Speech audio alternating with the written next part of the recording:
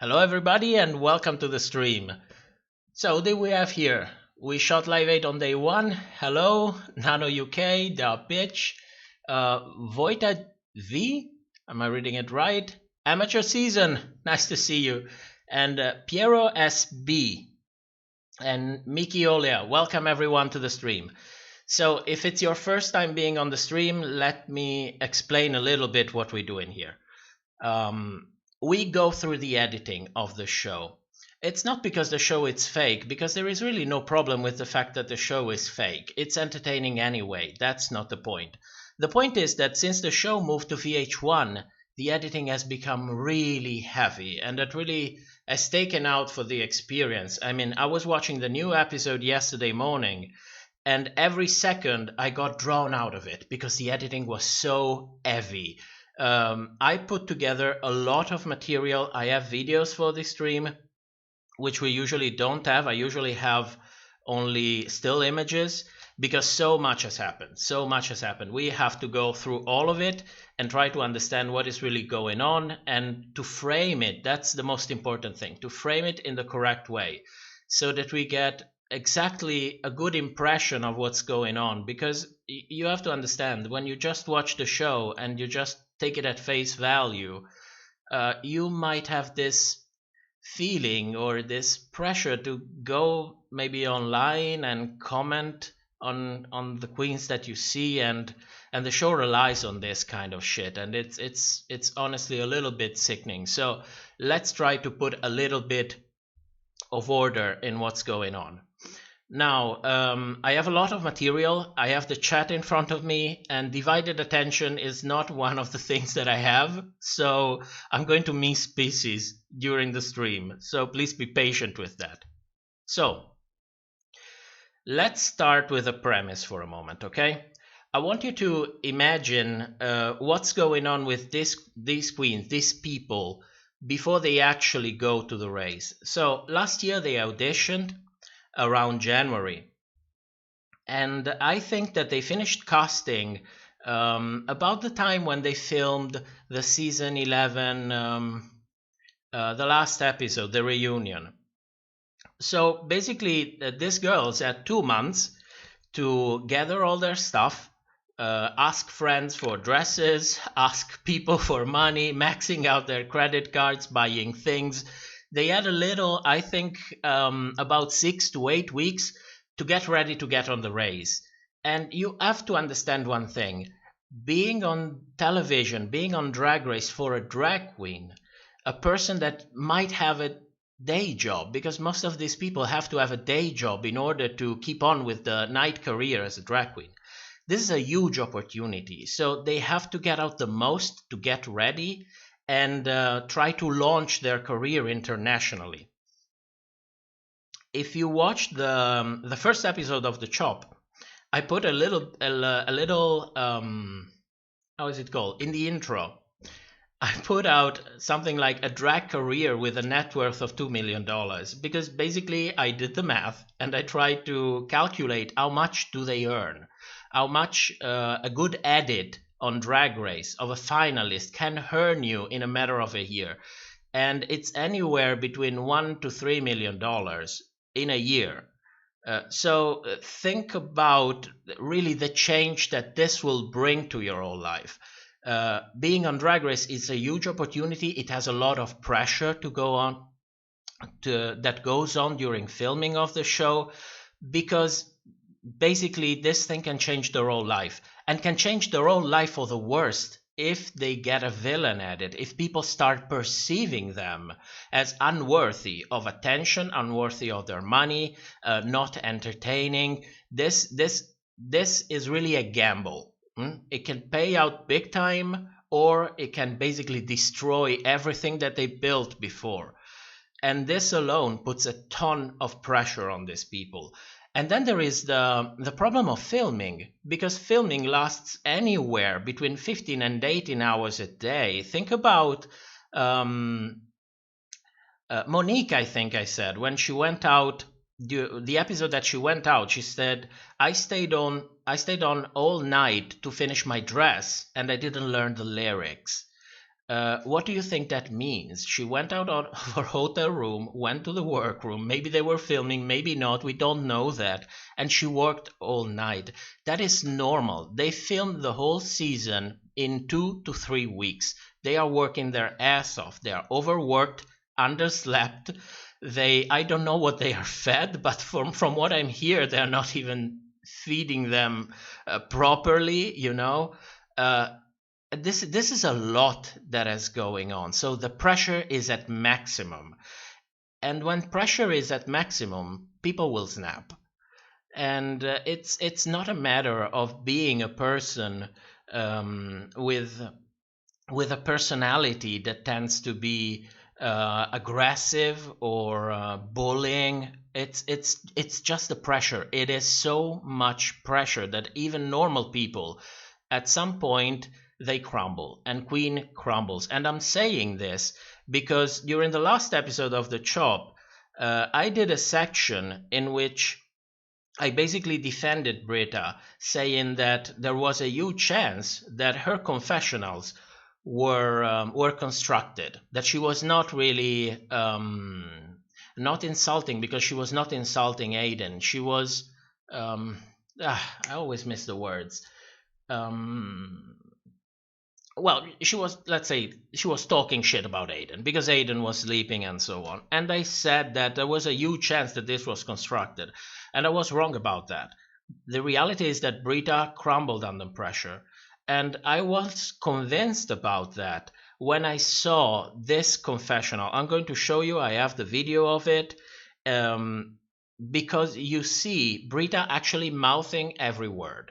And when you see a queen mouthing every word, there is no amount of editing that can put that thing together. She said that, and she said that in that exact moment. So I gave Brita the benefit of the doubt for the simple reason that the show has a long and colorful history of making these shady edits over queens that cannot speak out because they are under contract and under a possible penalty of $2 million not to speak out. If you didn't know that, the contract leaked. So that is the price that they have to pay if they start speaking out. So when in doubt, I will always take the side of the queen.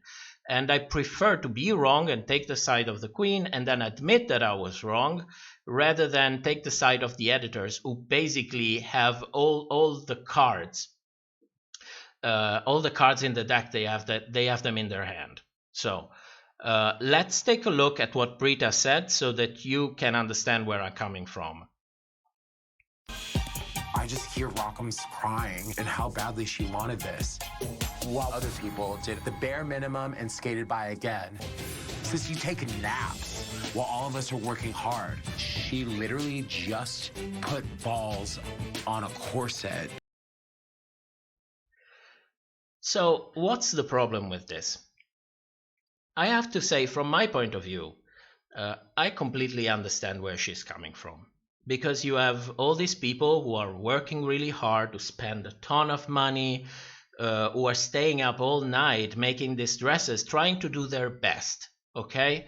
And I am pretty sure that all the queens on the show are pretty professional. They all know what are the stakes, they all know what are the possible rewards. So we've seen it before too, that they tend to help each other. You know, I have a little bit of time, I help you here with this, you help me there with that. They basically really trying to work together. And the show sells it as this thing of being a family and so on and blah, blah, blah. But behind the scenes, you have these people who all know that this show can make a huge difference in their life and their career. So they tend to try to go through this together. Okay? And you basically have one person who has done... Well, we're going to discuss Aiden later on, but she did the dress that she did and then went to sleeping, and she's pressed. That's the point of it. She's pressed, and I understand that. But it's reality TV, and if you are pressed, the editors are going to take advantage of that. There is no escape. So Brita is as finished flowering as a villain, and during episode 5 there is a ton of stuff going on with Brita. It is so much that it made my head explode. And I understand what the editors are doing. The editors are building a show. That is their job. And Brita gave them the material. She shouldn't have done that. That is part of being a professional. And that's not only the case for TV shows, that is the case in life. Because in life you are going to see people step in front of you when they objectively not really deserve that, and you have to swallow that, and you have to swallow that with a smile. That is the meaning of being a professional. And Brita lost her professionalism. She forgot that she had to swallow it, and then she had to smile, and the pun is intended. So you cannot really do much about that. We can talk, we can show you how much they are misconstruing this whole situation to make her look like the absolute devil, but she's feeding the producers, so the problem is on her. The point is that with Brita, they are carrying this out so much that they even have a section in which they make fun of the fact that she spits when she speaks. Now, I don't know Brita personally, and I don't know her on her social media. I don't follow her. She's not my cup of cake. But it looks to me like the teeth that she has, they look like facets. I don't know if that's the term, but they look like fake, okay?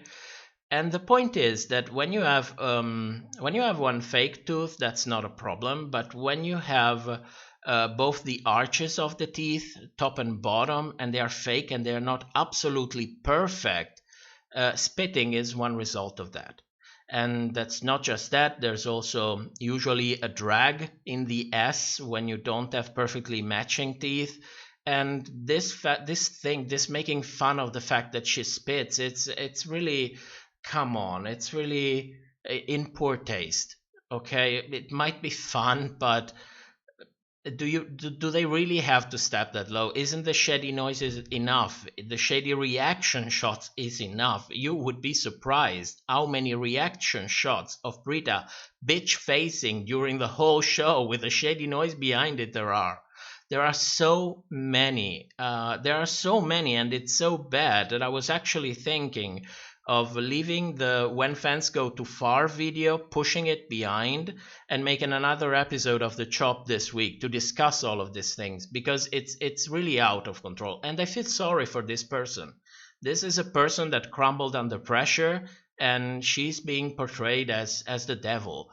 I mean, I don't find her inspiring. I don't follow her, but I feel sorry. And I hope that other can see this as well, because everybody is sacrificed in order to make good TV. And there are always gullible people that take this in face value and then go on Twitter, they go on Instagram, and they basically treat these people like garbage. And these people are there to entertain us. We should have the maturity to understand that it's a show. You are supposed to switch off your brain for an hour and believe what's happening, because it's entertaining, and when it's over, it's over. Nobody knows these people, okay? Even I don't know these people, and I watch this show under a magnifying lens, and I don't do this. So guys, it's easy to say don't do this kind of things. It's another thing to show you why it's inappropriate to do it. So that is what I wanted to say about Brita. Let's go on. One moment, because I have my notes. There is so many things. Aiden. Let's talk about Aiden next. I want to make a premise about Aiden, okay? And I want you to understand where I'm coming from, because I'm going to say some things that might be upsetting to hear, so you have to understand my perspective on this. I honestly feel sorry for Aiden, and not because he's portrayed as a victim on the show. He has a storyline, his victim storyline. We laughed about the fact that he was supposed to go home first, and he was switched on with Dahlia, and blah blah blah and blah blah blah. But that's not a point. The point with Aiden is that you are seeing two people. You have Aiden the character on television, and you have Aiden the person outside of television. And Aiden the person is an inexperienced queen who had limited resources to get on the race and no experience. And also, she's a person with a baggage. Remember episode 1 when she basically said everything but I am a bedroom queen. Don't give me shit. I have no experience. I'm just started. I am a bedroom queen. She had enough baggage to feel somehow ashamed to say that. And the producers exploited everything about it.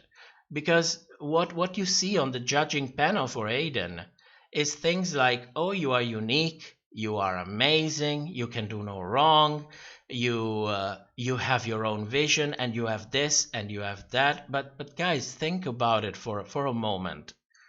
Don't everybody of you like to be told that you are unique, that there is something special about you, that you have that little something that makes you stand out in the crowd? Doesn't anybody want to hear that by the person they are in a relationship with, by their boss at work, by their family? This is basic bullshit that everybody likes to hear, and they are feeding this to this inexperienced queen who is buying all of it.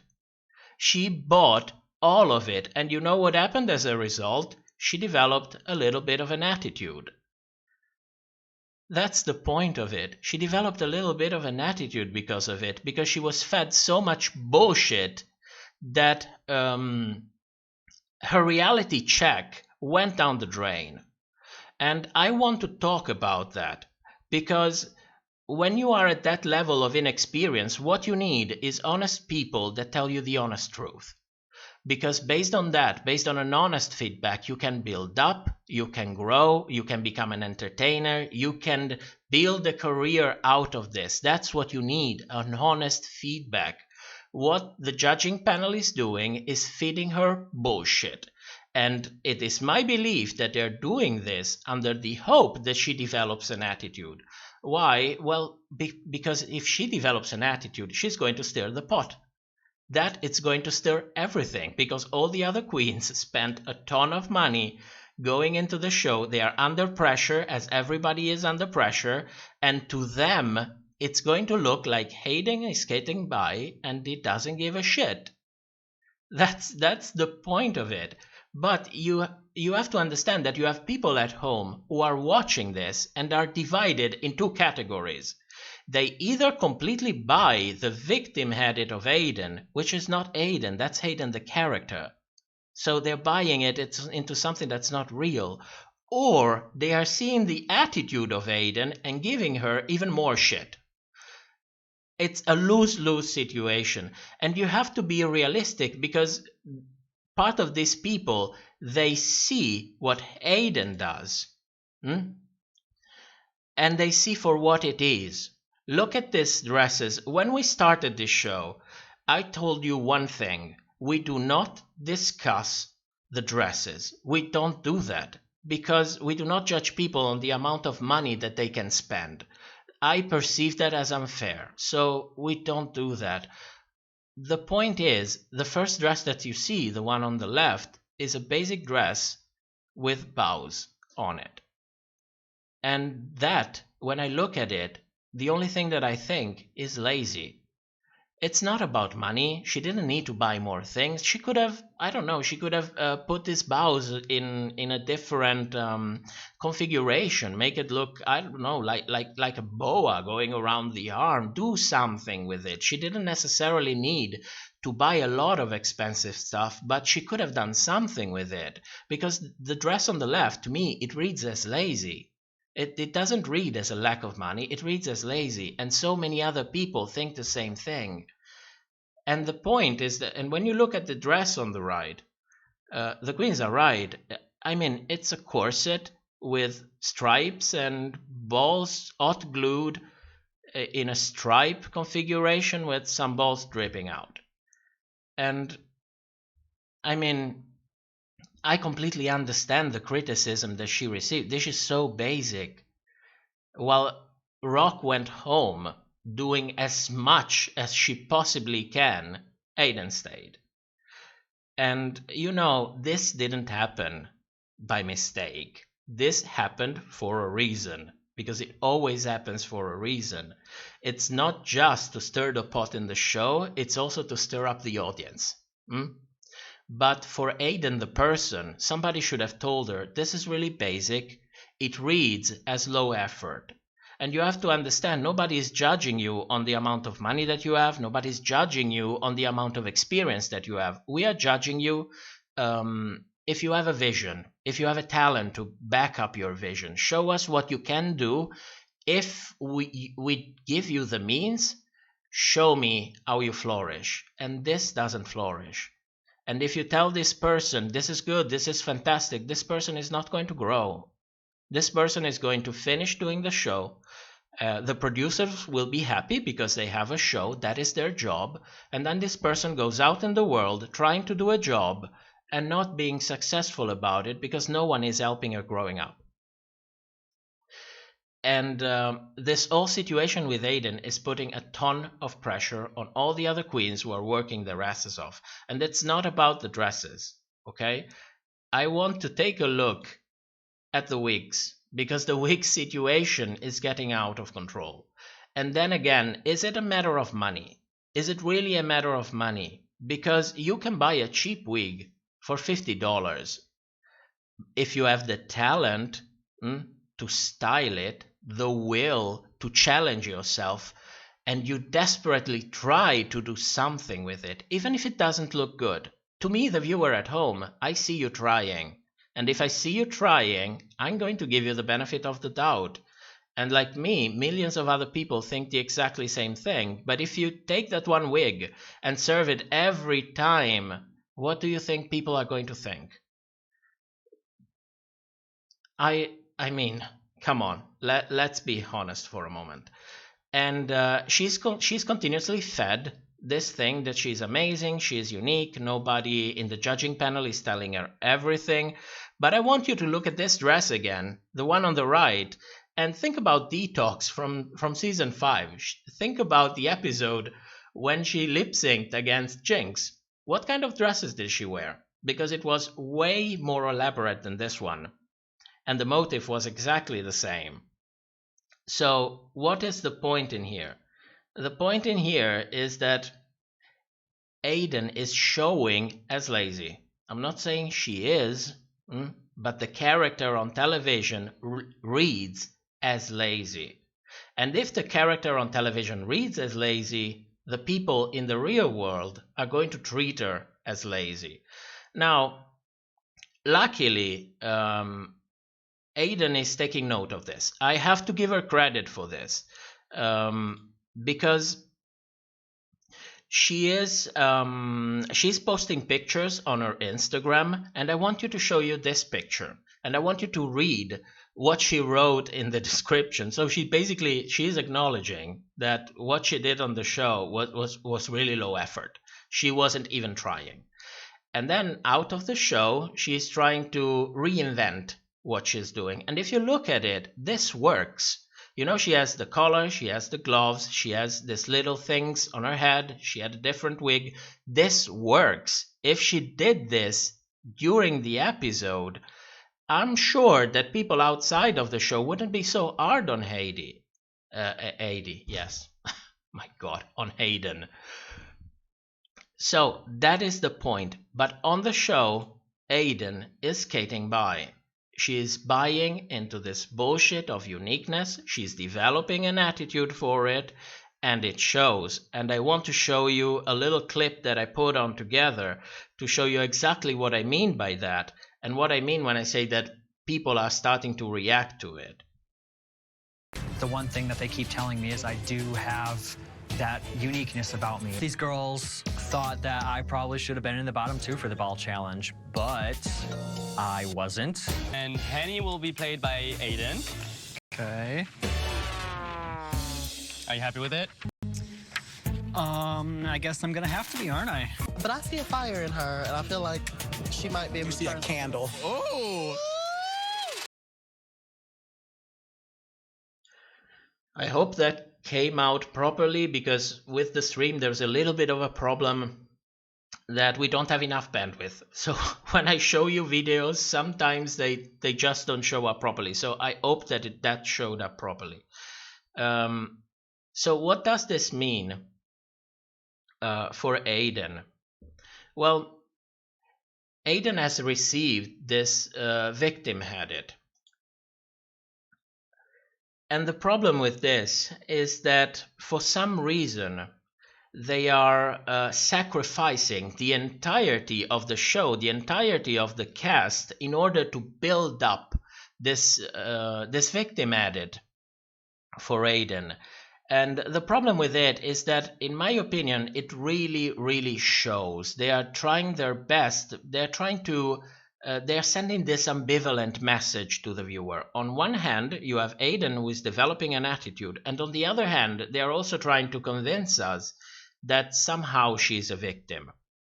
So they basically took Aiden the person and transformed her into Aiden the character. And Aiden the character is a victim. And if she's not behaving like a victim, then we're going to make her look like a victim. So how do you create a victim? How do you convince all the people in the outside world that she is a victim? Well, in order to make her look like a victim, you need a set of bullies. And how do you build a set of bullies? Well, you take the queens during their confessionals and you make them look as if they're ganging on Aiden.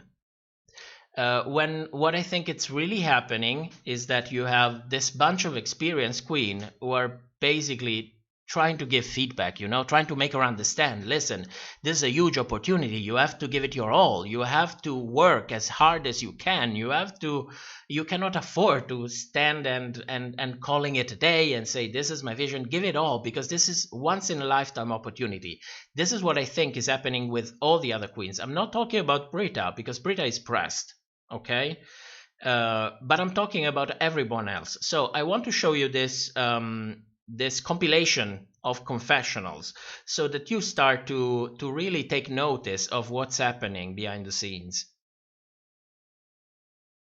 I'm most worried for Aiden. It's a two-colored corset with a couple of droopy balls. Bitch, you didn't know that you were creating a pinstriped white and black costume that resembles a referee? It's a ball challenge. Girl, what? Last night, while I'm struggling to finish this dress, Aiden is over here in the corner taking a nap. She took the least amount of time on her look, and she was on the couch sleeping. Aiden isn't working hard enough. This is an eleganza challenge, and to me that means do as much as you can and be as creative as possible. There's a lot of shit you can do to spice it up. Well, somebody's... I just hear Rockham's crying and how badly she wanted this, while other people did the bare minimum and skated by again. I see them seeing something in Aiden. They're like, you're so special. How can they see something in her like that? And because I look polished, I just don't have it. How do you not know who Mae West is? Call my lawyer. You cannot constantly every challenge say, well, I'm not from a big city like the other girls. I'm not from a big city. You have to, at some point, step up to the plate because this is not RuPaul's excuse race.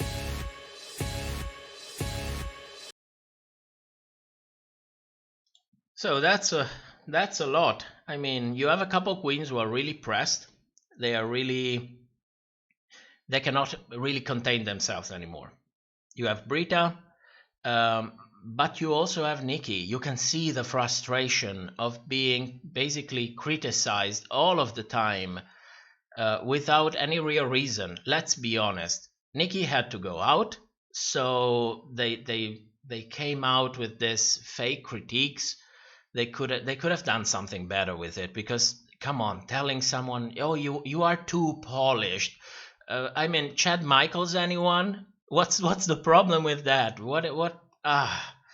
So, but that's not the point. The point is that you have to create drama. So you have to press all these queens and drag Aiden in the middle, and that's what you come up with. But if you look at anybody else, if you look at Jada, especially Jada, because the vibe that I get from her is that she's really trying to take care of this person, to give her a honest feedback and telling her, listen, this is a real opportunity. You should do the best out of it. You should really give it your all, And even Jada is portrayed as being shady toward Aiden. So everybody is ganging up on Aiden. When what I think really happening behind the scenes is that the queens did what every queen does in every season of Drag Race. They try to give each other's feedback. They trying to help each other's. And that is simply misconstrued because Aiden needs to look like a villain. So if you have to put shady noises, you put shady noises. You need to cut sentences in half. You cut sentences in half. And that's what they're doing. And that's not just about that. Oh, you would love if it was just about that.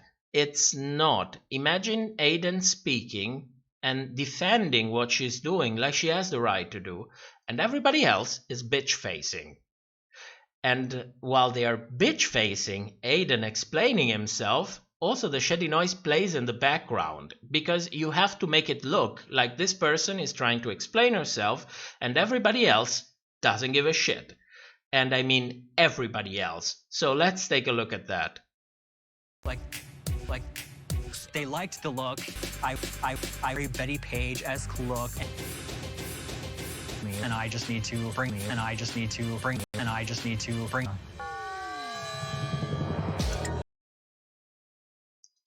I mean, it's a bit much, okay? It's a little bit too much. I understand that they have to make storylines. I understand that it's a TV show, but come on. There is way and way to make a TV show. It looks to me like they blindly had this storyboard with the storyline for everybody, and then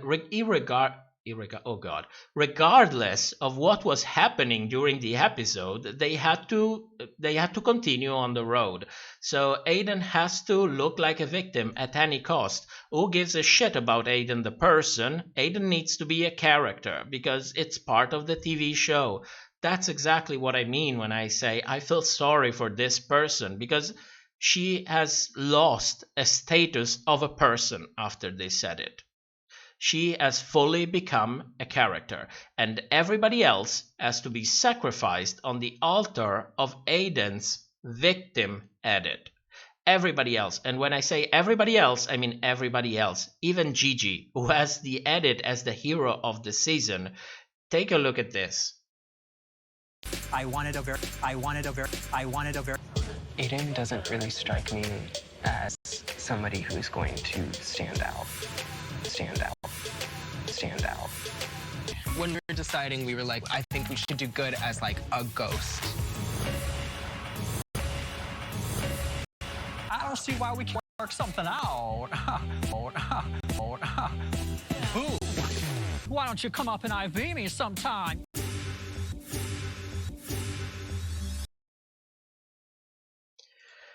Well, what can I say about it? I mean, it's so much. It is so much. And, I was watching this episode and at some point it stopped being fun because it was so much. I don't know what happened at this show when they moved to VH1, but I don't like it. I don't like when I see it. Takes me so much out of the experience, and people outside are getting completely crazy. And believe me, they are going to crucify Aiden, they're going to crucify Brita, they're going to crucify Widow.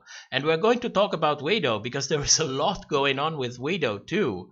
And this is happening because, in my opinion, some people were too lazy to actually produce the show. So I don't know what they are doing behind the scenes. And I'm pressed. Yes, I am pressed. But what can you do about it? What can you do? I mean, I will not stand in a corner while all of this is going on and not put my 2 cents in there. So they put Aiden on top. If Aiden was not pressuring by how is it saying, when you're, if Aiden's presence, okay, was not pressuring the other queens enough, then they even put her on top. They had a 5-way top. Come on, a 5-way top and a 5-way bottom, because you had to make some other queens, you know, feel in that they didn't deliver when they really did deliver, you know. So what's the problem with Aiden being on top? Well, there's no problem, really. I mean, her performance was not bad. We joke about it. We joke about it a lot because on a meta level, I think it was really fun. But it was not her performance. She was recreating Alaska's impersonation of Mae West, because Mae West doesn't look like that. She doesn't act like that. You can watch videos on YouTube and you can see that what Alaska did was her own caricature of the character. She really brought her own, you know, this thing of saying, that Mae West doesn't do that. Okay, that's Alaska. That's why it's funny, because she brought it to the next level.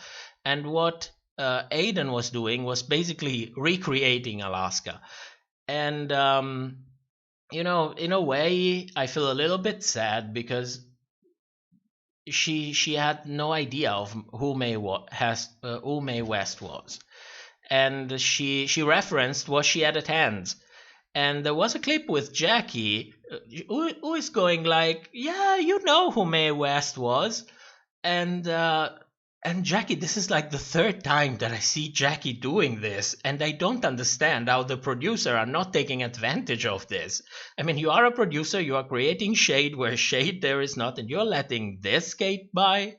I don't get it, guys. I don't get it. I also had the last 3 weeks, they were crazy. They were completely crazy. So I'm really at my limit. So I don't know, but it was Alaska. Okay, so Aiden was playing Alaska, and in a way it was fun. It was so funny that I put together a little bit of a comparison for it. Let me see if I can find it with the ton of stuff that oh, here it is. Let's play it. Why don't you come up and RV me sometime? Oh. Just why don't you come up and fuck me in the ass sometime? Oh.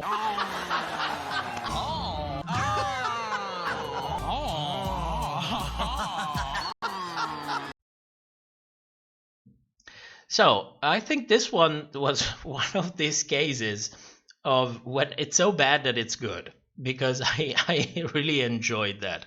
I felt, for some reason, I don't understand why, but I felt a little bit guilty enjoying that.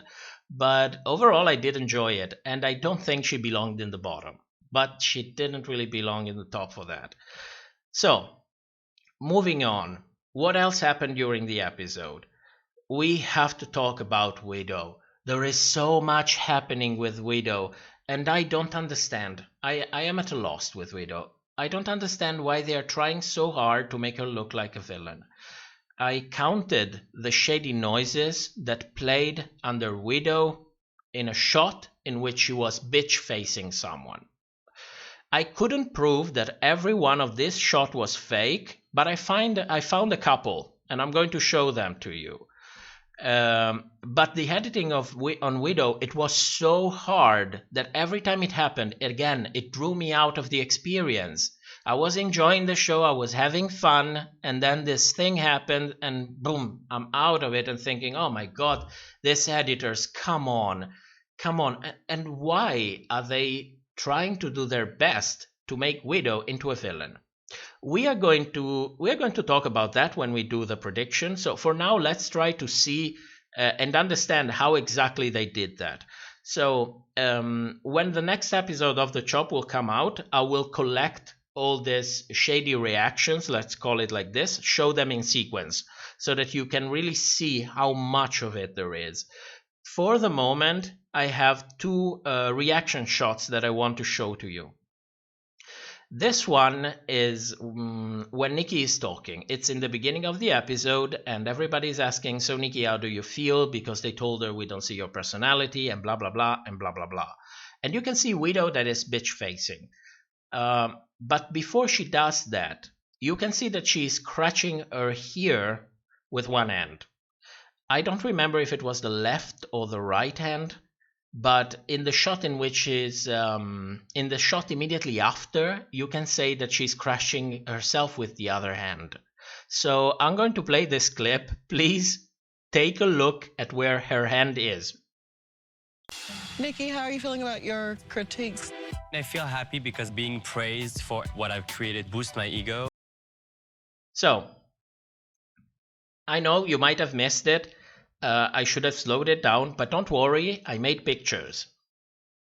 So, this is the shot when she is bitch facing and she has her right arm next to her ear. Notice that on the left of the picture, you can see a yellow dress. Then you get to the other shot. The yellow dress is still at Widow's left, but now her left hand is on the ear. And all of that because Widow needed to bitch face Nikki, because Widow is a villain. Widow is a villain. And that's not just about it. There is another scene in which you see the same thing happening.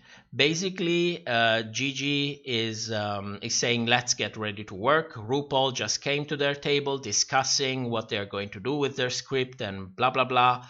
And you can see that they basically put in this shot of Widow bitch facing after Gigi was speaking. And that shot didn't really belong there, because if you look before, you can see that in the shot before she's picking up the script. In the shot in which she's bitch facing, she's putting down the script and turning a page. I slowed down this for you, so take a look. Okay. Oh, well. We got work to do, lady. Yep. Yeah. Okay. Oh, well. We got work to do, lady. Yep. Yeah.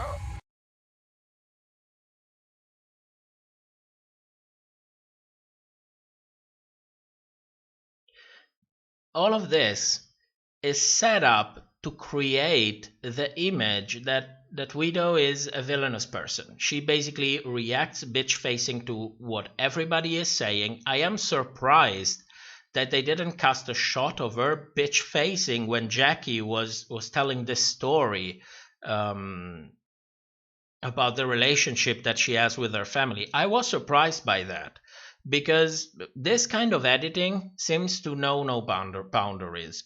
And if that wasn't enough, we also have, hello, time-traveling Widow. And I promised you that I found it for you, and I want you to understand one thing.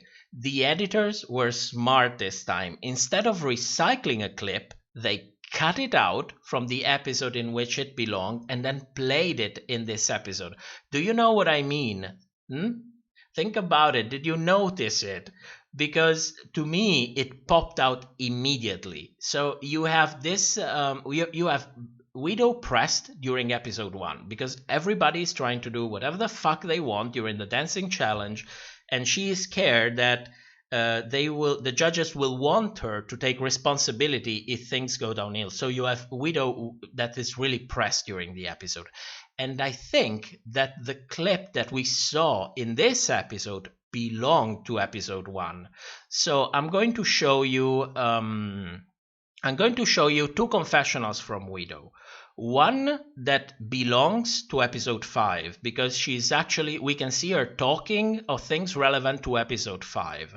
And immediately after, the confessional in which I believe with a reasonable certainty, I cannot say it is, okay? I cannot say it is.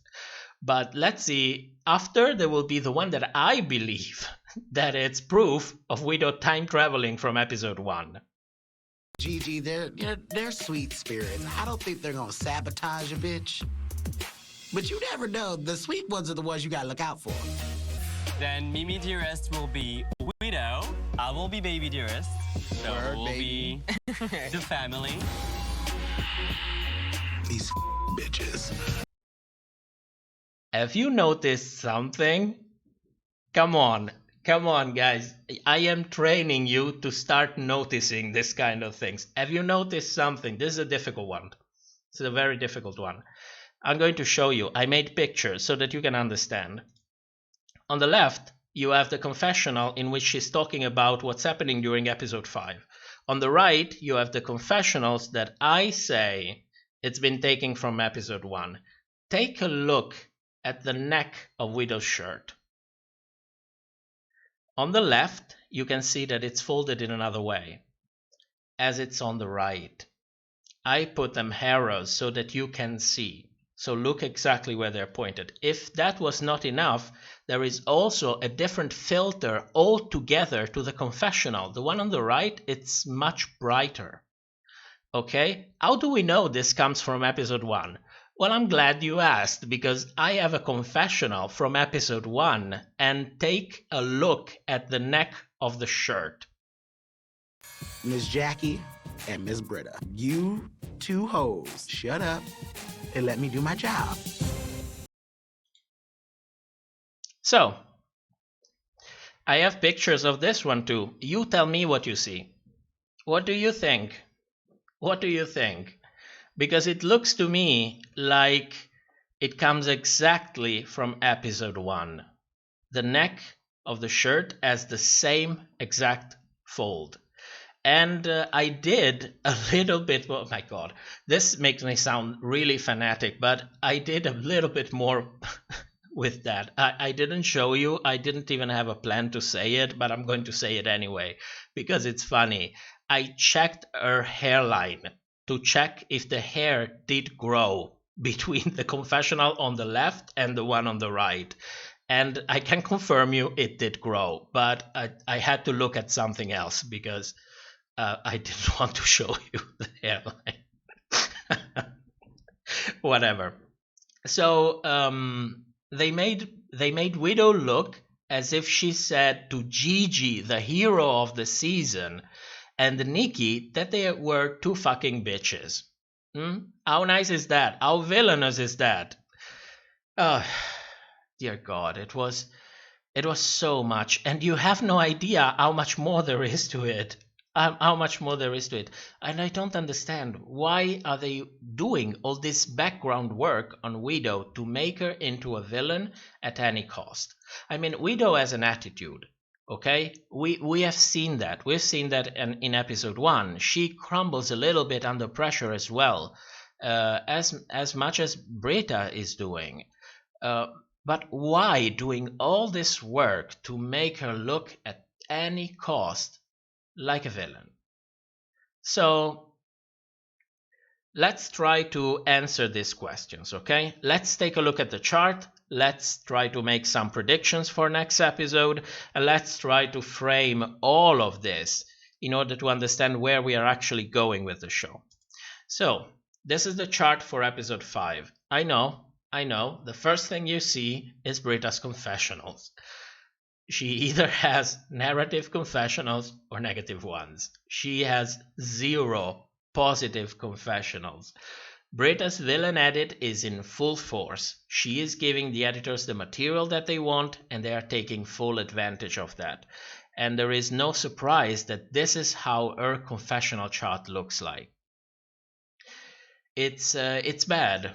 It's bad. It's really bad. But then again, Brita, you're an experienced queen. You should have known better. You digged your own grave. We are going to call out the shady edit, but you did it wrong in the first place by feeding the editors. Don't feed the editors. So we have the chart for Brita. Brita is our villain. Great. Who else has bad negative confessionals? Widow. And I want you to look at the proportion between positive confessionals and negative confessionals with Widow, because that is what it's really telling you the story. It's not about the fact that there are negative confessionals, it's about how many of them there are in comparison to the positive ones. And with Widow, you have about 70% of her confessional time that it's negative. And if what I told you until now was not enough, then the chart is final confirmation that she is the second villain on the season. And we are going to try to understand where she fits in the whole group of storylines that we have for the other queens. The third queen who has negative confessionals is Jada. She has about 12 seconds of negative confessionals, and those negative confessionals is Jada basically talking in this confessional and saying that Aiden is supposed to do more. Okay, she's giving feedback to Aiden, but the noise, the shady noises behind it, and the point in which the confessional was framed, I'm talking literally about the cut in the episode, it gives the vibe that it's a negative confessional. Okay, it comes out as negative. That's why it's negative. But I don't think, as I said before, I don't think that this has anything to do with Jada's edit, okay? And I will have to say this. I don't like the idea of saying it because it sounds awful to say it, but the show needs representation, okay? And I don't like to say it because I really like Jada. She is my favorite queen of the season. Sue me for that, but she is the one that I like. And but she is going to reach the top not because she's good. She's going to reach the top because the show needs representation, and we already know that the other two queens of color, Widow and Heidi, will never reach the top. One is a villain and the other one as a redemption edit. As a redemption / underdog edit. I don't understand what they're really doing with Heidi. They have this mix. One episode she's the underdog, the other episode she needs redemption. So they mixed these two storylines when it comes to Heidi.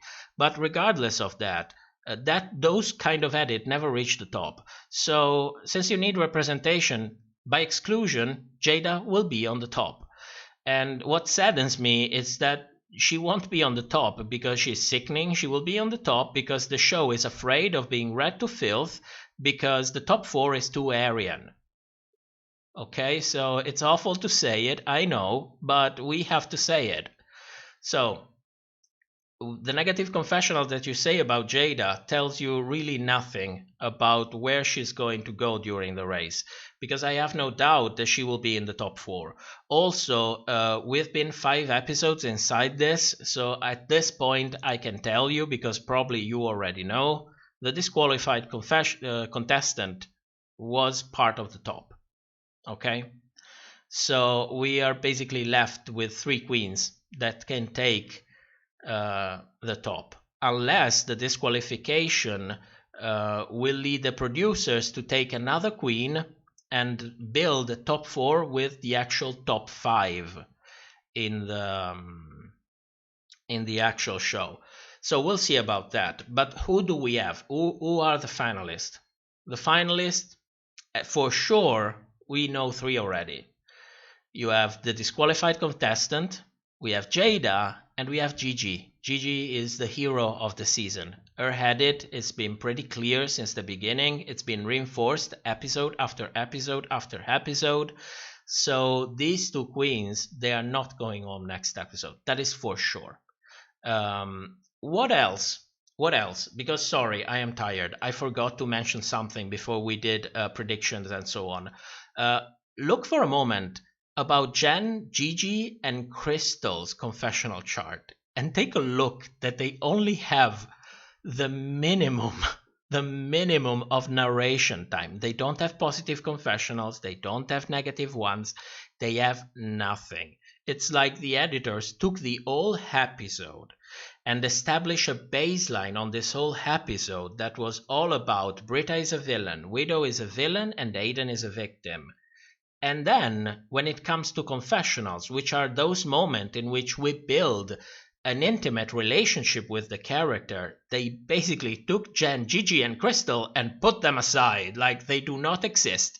Do not form any kind of connection between the confessionals you see on the left and the ones you see on the right. I think it's very telling. It's very telling that while all this thing was going on with villains and victims, Jen, Gigi, and Crystal were pushed aside. Like, don't look at them. They do not exist. Do not connect the 2 things. They have nothing to really do together. So, my God. So, who's going home? Who's not going home? Let's start from the right, because it's easier. I don't think Crystal is going home next episode. I've been saying for the longest time that they are probably setting up this silent assassin edit. But it's been 4 episodes already in which we saw Crystal. It's time to come out.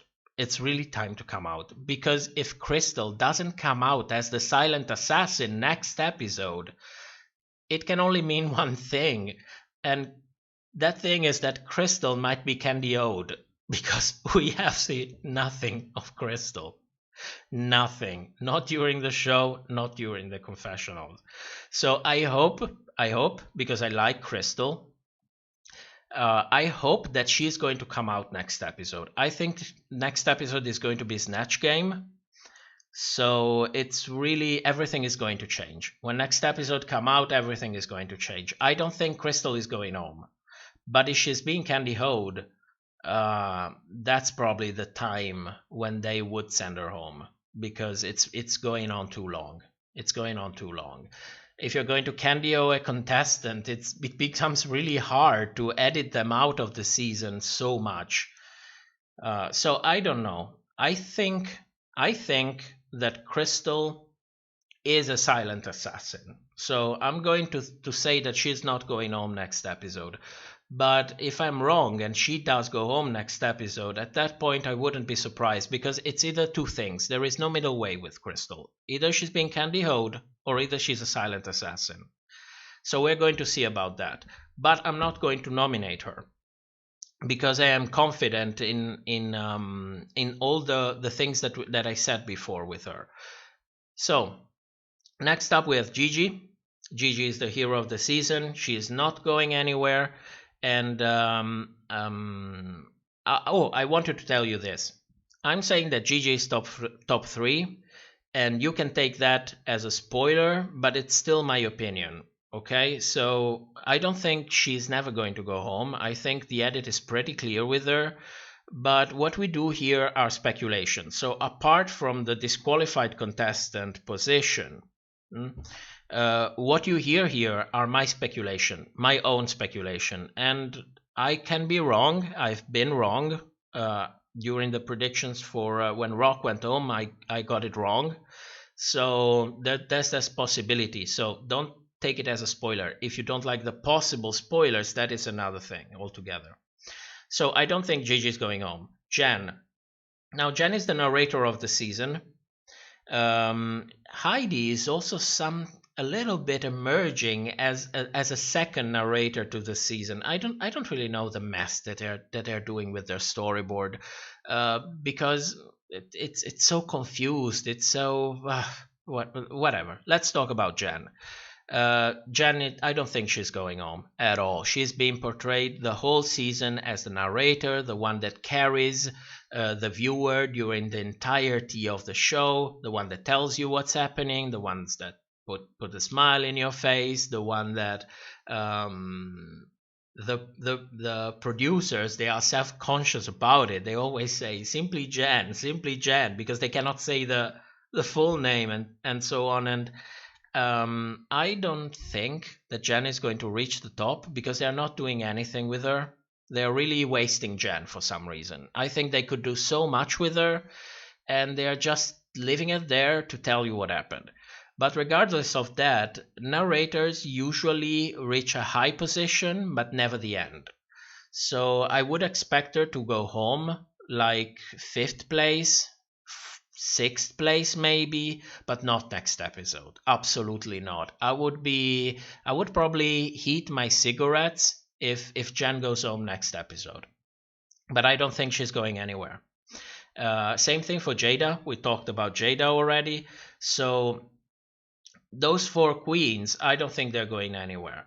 Now, the person that will be eliminated, I think there is like a 99% chance that it's one of the queens, one of the 5 queens on the left. But I want you to understand my position, because from my point of view, we only have 2 possible outcomes from this situation, because episode 5 there was so much editing magic. It was so much that I cannot help but believe that it's been done for a reason. It had to be done for a reason because it was so much. It was so hard to watch. You know, they're doing something. They are preparing for something. And at this point, I see only two possible outcomes out of an episode like this. So on scenario number one, they are going to ride this Brita versus Aiden thing. They're going to take it to the next level. So they're going to make them lip sync one against each other. And that would explain why they went so hard on Brita's villain edit and on Aiden's victim edit. Because you have to understand, the season was filmed much before they did the edit. So they already know what's going to happen, and they edit in a way to enhance whatever is happening. And the edit of Brita, Aiden, and Widow was so hard this episode that my only possible conclusion for scenario number one is that they are going to lip sync together for sure. For sure. So on scenario number one, you have them bombing the challenge and lip syncing. At this point, either they do two things. They send Aiden home or they send Brita home. I don't know which one of the two. I have no idea. It could be both. I don't know if they don't send Aiden home. I don't know how they are going to continue to justify your presence on the show, because this is going to frustrate so many viewers to see all the other queens work as hard as they can, and Aiden with this attitude that's been heavily fed by the judging panel and I would say probably also the producers behind the scene. And she's not really delivering that much, and you have to continuously justify. I don't know how they're going to do it. But if she's not going home, then it probably means that she's going to be here for the long run. And that's one possibility. If scenario number one really happens and Brita and Aiden lip sync and Brita goes home, then I think there is an extremely high chance that our last contestants for the top is going to be Aiden. But if Aiden goes home, that means a total different set of things, because Aiden's and Brita's edit has been like entangled particles. So one has been constructed to strictly depend on the outcome of the other. They started doing this since episode 3. Since episode 3, when basically Brita was saying, "Oh, you didn't carry us. You were not a leader for us." It all started from there. They started tangling their two edits together. So if Aiden goes home, I don't think that Brita is going to stay that long either. And I'm telling you also for another reason. That would explain why they are pushing so much for a villain edit for Widow. Because if one villain goes away, another one has to emerge. It's a matter of balance. You always need a villain that's stirring the pot. Otherwise, it's boring. Or at least this is what the producers think, because this is what they've been serving us for years. So that would explain why Widow's edit is getting so bad. And this is one scenario, okay? So you have scenario number one, Aiden versus Brita. Either Aiden goes home and then reaches the top, or Brita goes home and Widow becomes the villain. And this is one scenario, one possible scenario. The other possible scenario is that they are going to keep Brita and Aiden. They're going to keep both of them, and they're going to feed up on all this drama. Brita is pressed, and Aiden feels more and more convinced that is really delivering something incredible, and starts becoming confident and starts becoming bitchy, and Brita is even more pressed, and they create this vicious circle until the end of the season. But in this scenario, then somebody else will need to go home, and it will either be Jackie, Widow, or Heidi. So let's try to find out in this scenario who will possibly go home between the three of them. I don't think it's going to be Widow, because they built her villain edit so much during this episode. They basically laid the foundations of Widow's villain edit, So I don't see why they would have done so much work only to send her out next episode. There is something else that they are preparing for Widow. So Widow is not going home. Now it's between Jackie and Heidi. Now, for Heidi, it's time to flourish. Okay, she has this underdog / redemption edit. It has to come to fruition.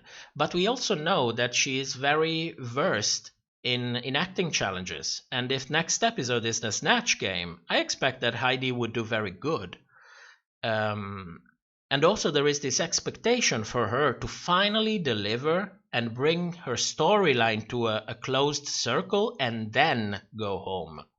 So I don't see why Heidi would go home. And that's telling me that it cannot be Heidi. Maybe it's Jackie. Maybe it's really Jackie. When you think about her storyline, when she had this moment during episode 5 that was brought to full circle. She started talking at the beginning of the episode about her family. She had her moment talking about her family. It went on to full circle. And if someone between these three has to go home, then it's gotta be Jackie. I would have never expected if I see it. If I see it, I will not believe it. But in scenario number 2, Jackie goes home. This is what I think is going to happen. And I know what you think. I know what you think. Jackie cannot possibly bomb the Snatch Game. I agree. I completely agree. If somebody is going to bomb the Snatch Game between these three queens, it's going to be Widow. But, you know, why would they have go through the trouble of building her villain edit in this episode to send her home next episode? That's the point. That's the whole point. So all of this is basically telling me that scenario number 1 is the one that is going to happen, because scenario number 2 makes very little sense. Makes very little sense. But I have to believe that, you know, there is an alternative. There is an alternative, because if they really do that, if they really do Brita versus Aiden, it's going to be a shit show. And we have to brace for impact, because it's going to be a shit show. And I count on each and every one of you to not be a bitch on Instagram, to not be a bitch on Twitter, to be reasonable. You have spent basically the last 40 minutes, I believe. No, it's been 1 hour. Fuck, it's been 1 hour.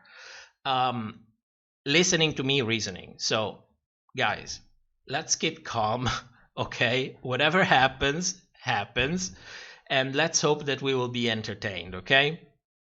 Now that we've done that, we had so many viewers this stream. I'm really happy. My God, we almost had 50 viewers. It's a record, you know. I usually get 10 for this show. That's how many I get. So I am going to go through some of the comments. There are a lot of comments, and what I usually do, since divided attention is not something that I possess, what I usually do is read the comment after I've finished with the show. I'm sure that one day I will finally evolve and have the ability of reading comments while I speak, but for the moment I don't have it. So let's go through it.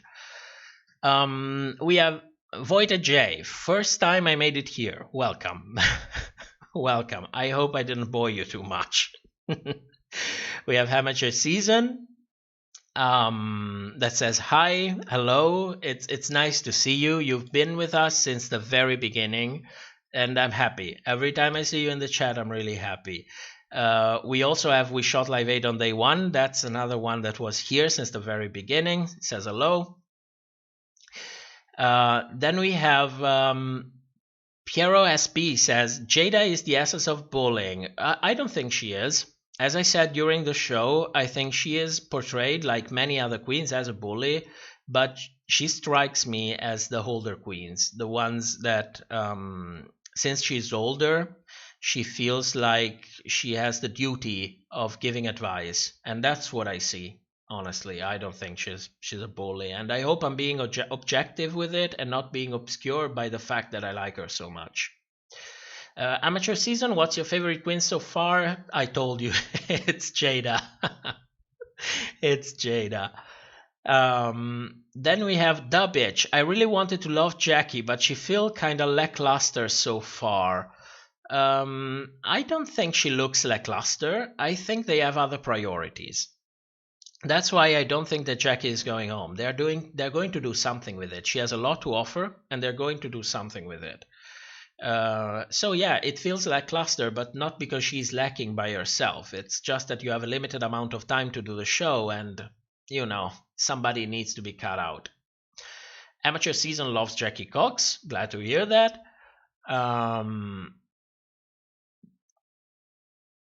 Then we have Piero SB. Yeah, we like Jackie, but like you, she's being a little lackluster. Okay, with read this.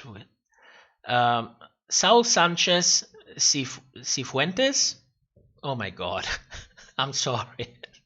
I'm sorry for all the names that I'm destroying. Said Sakura was robbed. I agree. You know, I agree. I think Rock was, she appeared as a very sweet queen. I think she also is in real life. And she put a ton of effort. She really put a ton of effort in the show. I'm sorry that she went home. It wasn't her fault. The edit sent her home. So let's try to take comfort in that.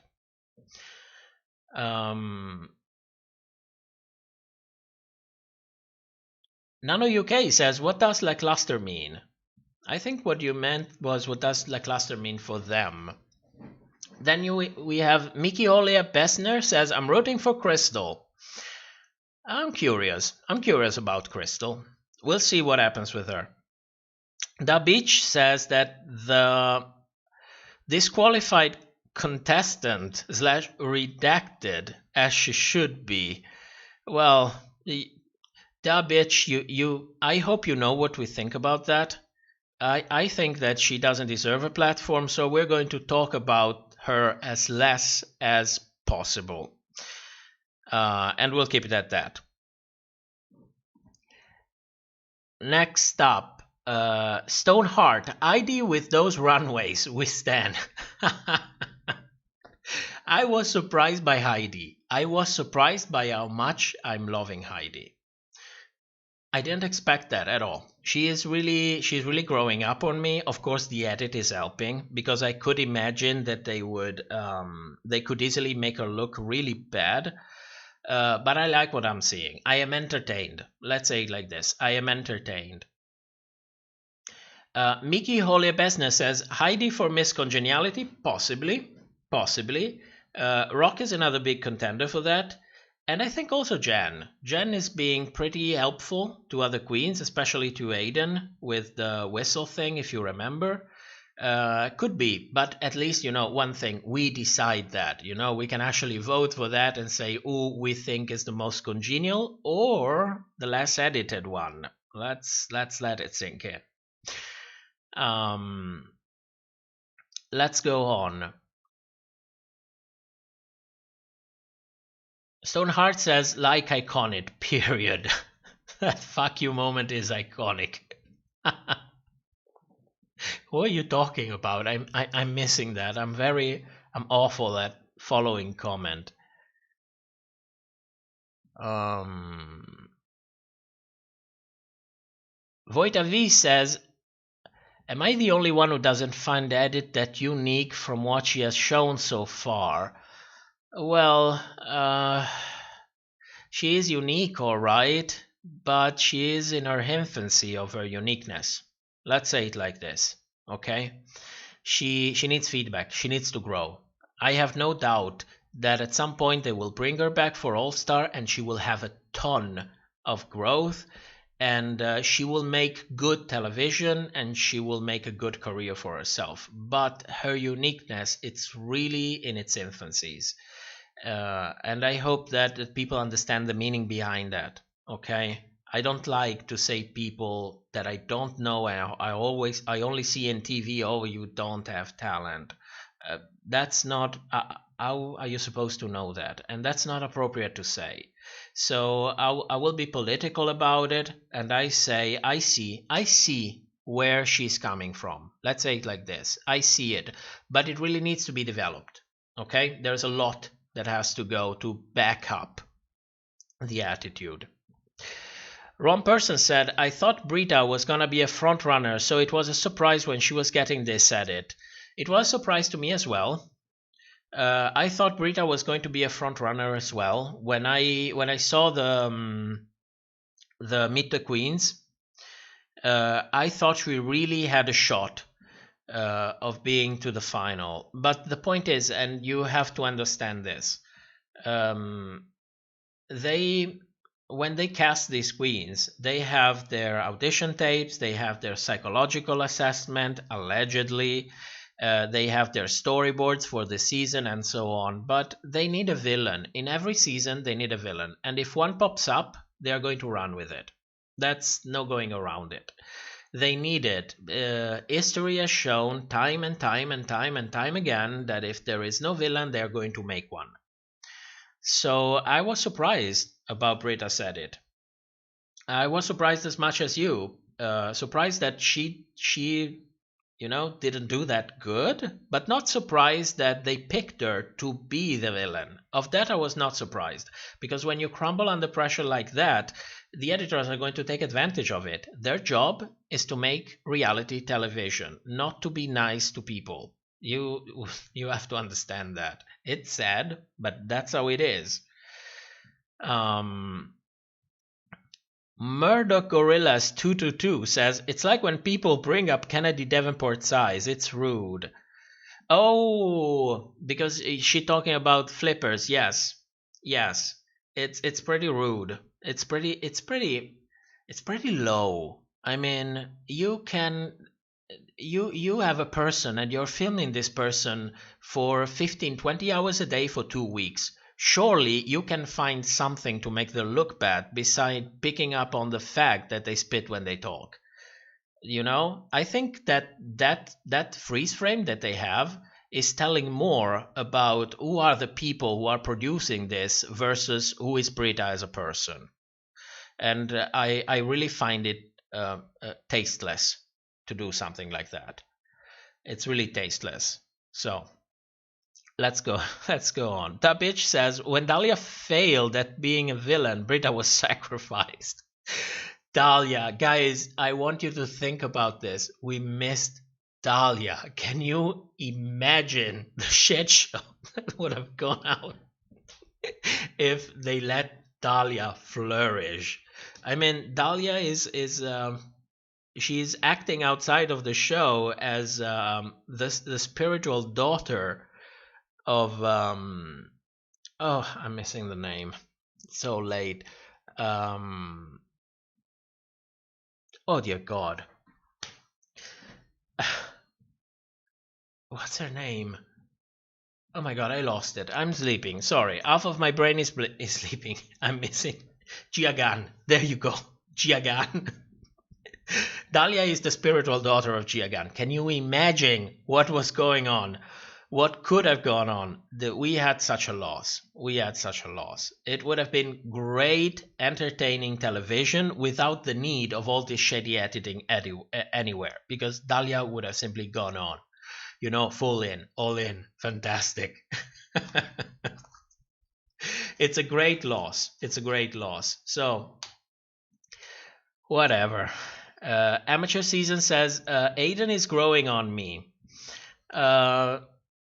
A little bit on me too, but not from what I see on the show, from what I see on the Instagram. When she comes out and owns up to the fact that her outfit was lazy, poorly constructed, and too basic to even bring on a vision, and she owns up to it and then builds upon it, that is growing on me. That is, but not on the show.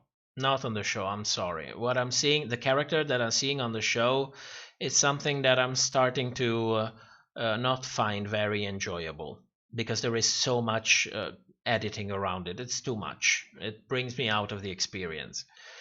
Zach Assen said, Michelle and Rue act so different from another season, and that's on period.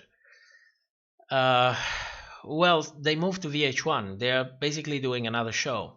That's what I think is happening. They're doing another show. They have other priorities, and they're stirring the pot.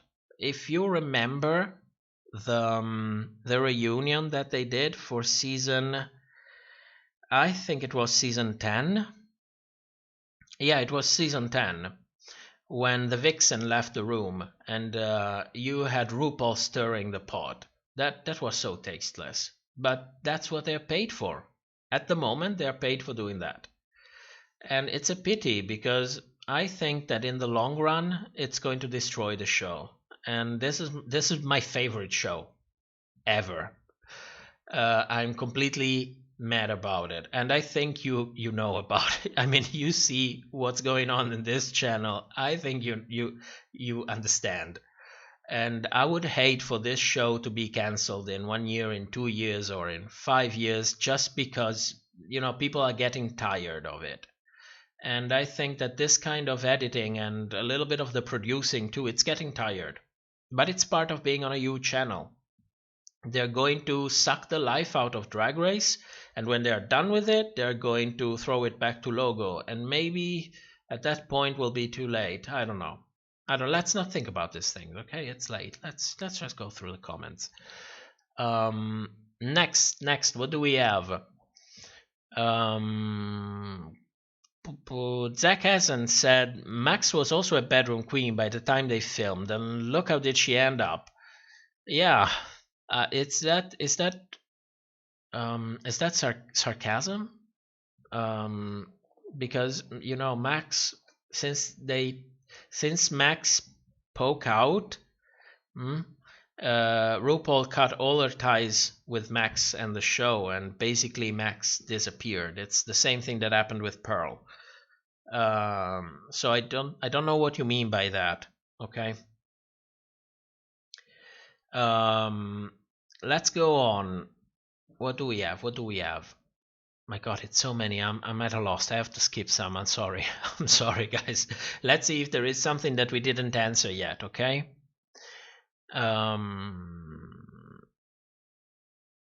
Mickey Olia Besner says Aiden will be the real winner of season 10. Period. I hope not. I hope not.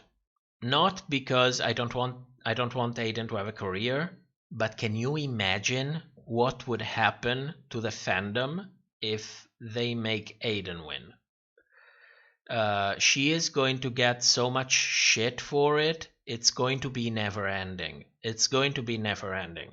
I really hope not. I really hope not. Because, like it or not, the vast majority of the fan can be really pressing and really inconsiderate. So I hope not. For her benefit, I hope not. Rashundra Taylor said she doesn't wear lashes. I don't know. I don't think I noticed anything like that. She wears lashes, doesn't she? She has the fake lashes. Oh, come on, guy. Let's go on. Zach Hassan says the real victim is Brita. I can understand her frustration. I can understand it too. But you have to be a professional. You have to be a professional. Part of being a professional is to learn to swallow with a smile. What did you learn today? That you have to learn to swallow with a smile. So she should have swallowed and then put on a smile. So, as the great Jasmine Master says, RPDR have fucked up drag. Zach Hassan again. I love Jasmine. She's incredible. She's incredible. I'm really happy on how she turned out. Let's go on. Mickey Olia Besner says it's a show, relax. If we hate certain queen because of the edit and the real villain, it's basically us. Yes. Yes. That's exactly the point. You get it. I'm not talking to the people who are here. I mean, if you are used to what we do, if you are used to hear me listen, I am pretty sure that we are all on the same board. But that doesn't change the reality of the fact that when you go to look at these queens' Instagram and Twitter, you find some comments that are really appalling. You find them. That's the reality of it. Amateur Season said, I will just make a video called How Nikki Doll Was Set Up to Be Eliminated in French. Do it. Please do it. Do it. Do it. If you do it, I will give you free sponsorship. And when I make one episode of The Chop, I will give you a little bit of free publicity for it. So do it. It's going to be fun. Stoneheart says, I was the true villain after all. Then Zach Essen said, the real bullies are the fans and the people like Jakion say that create a whole new planet from a tweet period. Oh my god, why did you have to write that? Listen, a lot of people give Jake a lot of shit for what it does. And as a fellow creator, I can understand you. I can understand him because there is a ton of work that goes behind having to work with YouTube. You have to do a lot of research, you have to do a lot of editing, and you're dealing with a platform that basically gives you the middle finger one day yes, and the other day too. And also you have people who gang up on you because of what you do. I do not enjoy Jake's content, okay? But that doesn't take out from the fact that he's working his ass off and he's successful at doing that. And the people who go out talking shit and calling him names because they don't like what they do, I think there is a little bit of a hint of jealousy in that. Because the reality is that Jake is doing great. His channel is huge. He is doing exactly what he wants to do. He is doing entertainment. And you might say, oh, but that's not educational entertainment and blah, blah, blah. Why? I mean, does all the entertainment have to be educational?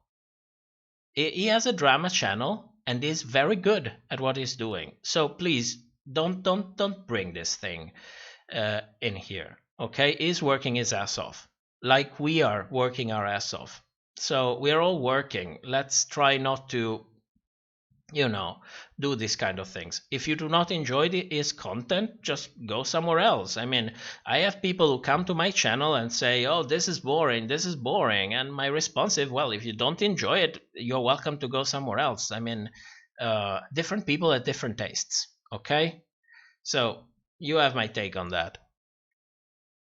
Let's go on to the next comment. Oh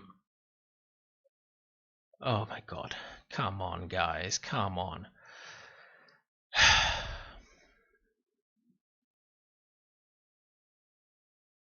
Okay, I'm going to have to skip. Come on, guys. Come on, you're better than that. Stoneheart says, Aiden already doing Snatch Game. I'm curious about it. I'm curious about what's going to happen. Not only about Aiden, but about this particular cast. There are some queens in here that are extremely good at improv, and last Snatch Game was so lackluster. I am sorry, but I was so bored during last Snatch Game. It was so bad. So I hope that these queens that we have this season really bring out something special with it, something that you can rewatch on YouTube and say, oh, this was so fun. This was finally so fun. Without all this fake laughs behind it, because you have to make some queen look funny when they're really not.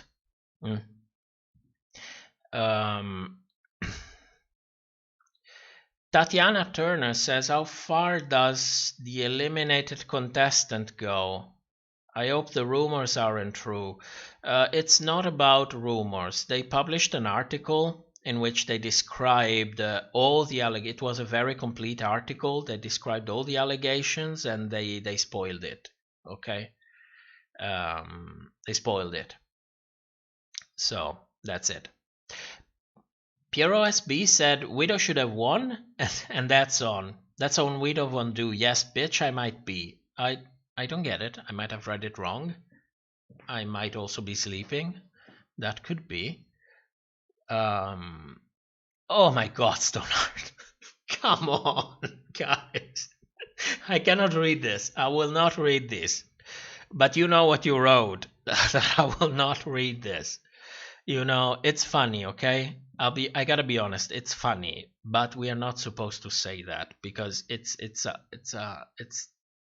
little bit on poor taste. Okay.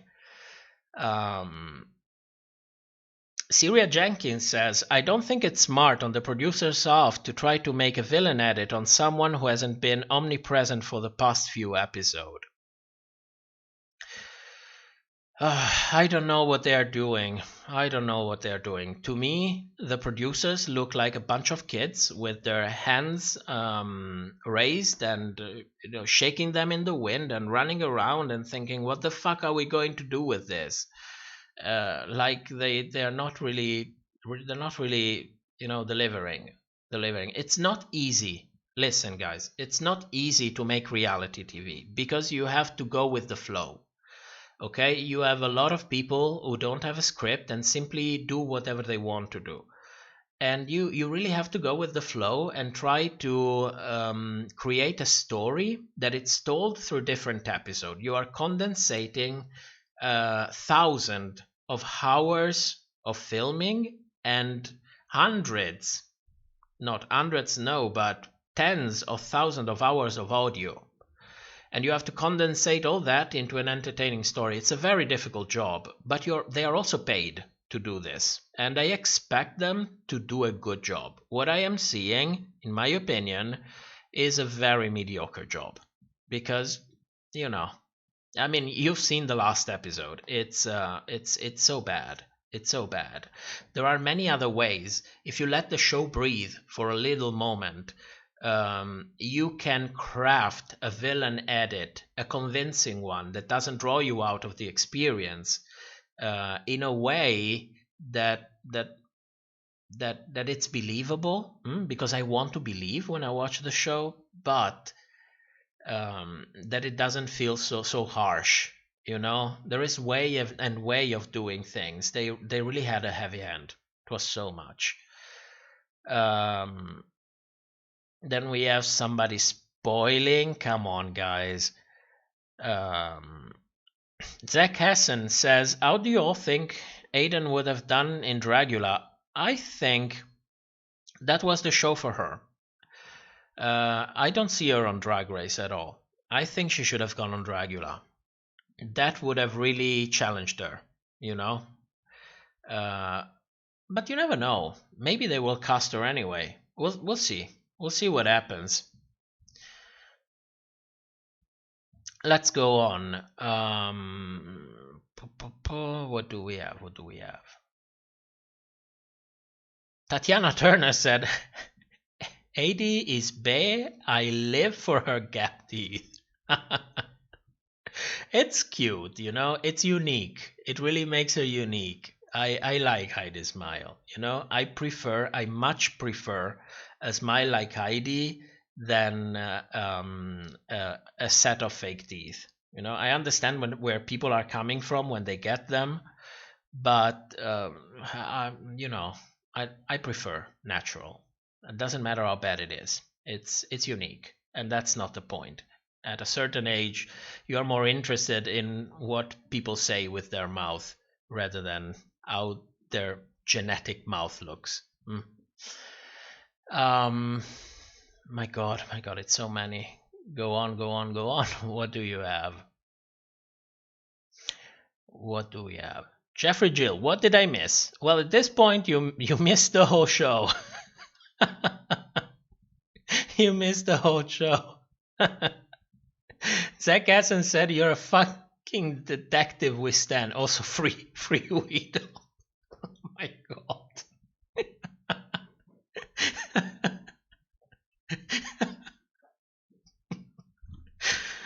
Oh God. Oh God. Tatiana Turner. So will we have an after show and tuck it for our own here now? Pretty please. I think that's what we're doing. We are untucking a little bit.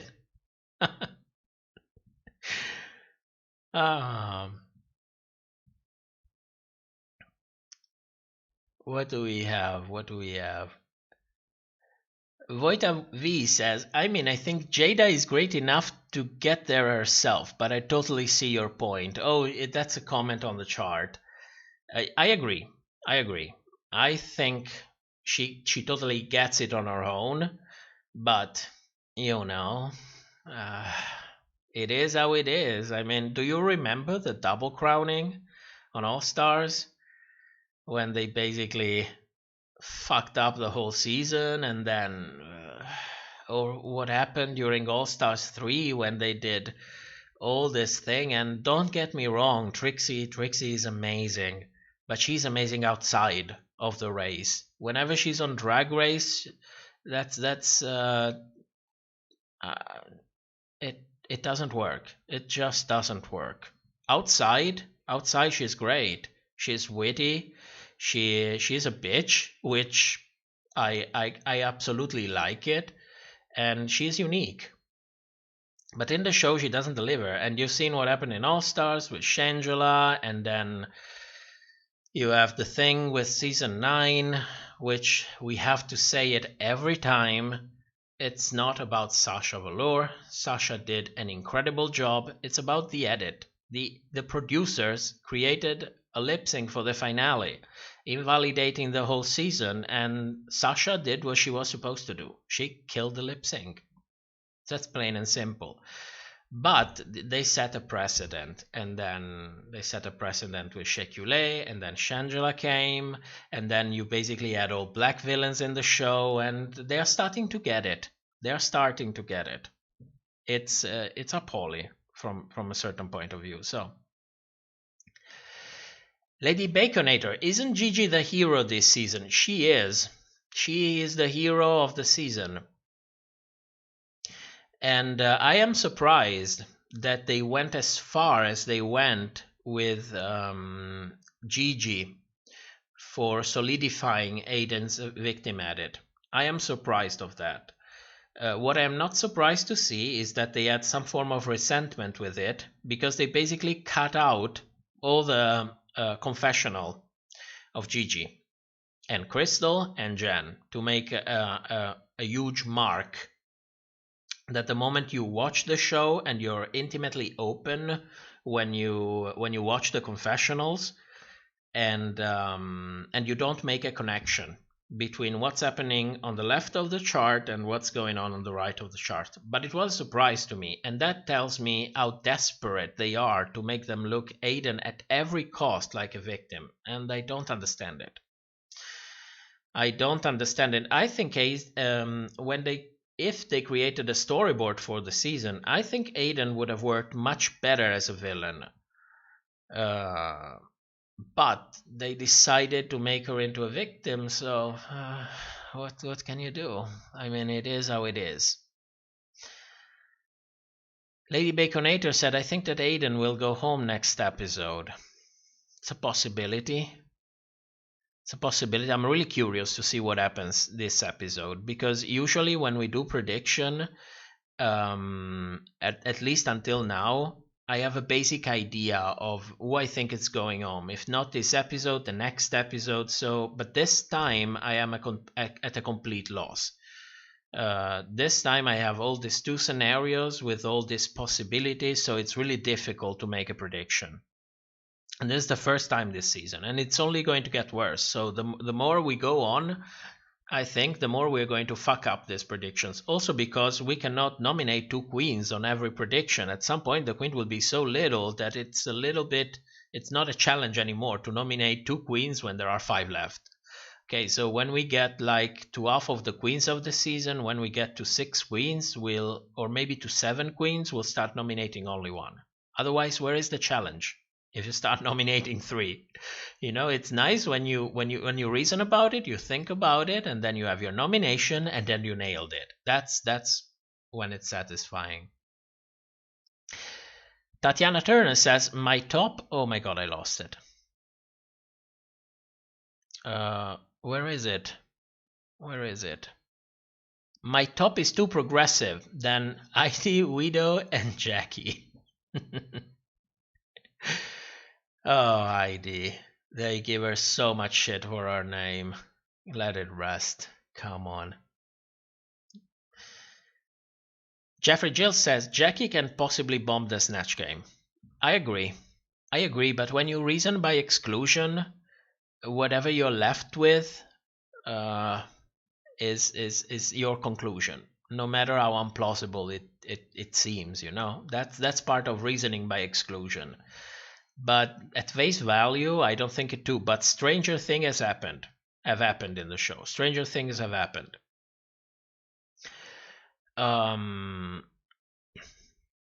Let's go on. Jeffrey Jill says Aiden copied Alaska's Snatch Game last episode. She probably can pull off a snatch of her own. Well, it's also very difficult to do. Comedy, acting is difficult. It's extremely difficult. And I can tell you by personal experience, I'm having tons of difficulties in recording voiceovers. And because you basically have things that you want to say, you have your script and you simply have to read it. And when you think about it, it's so simple. And I find it so challenging already. And she is on TV, she doesn't have experience, she has to act in front of a camera, and she has to be funny. I mean, I wouldn't be surprised if Aiden bombed it, because she basically has all the... she basically has it all against her.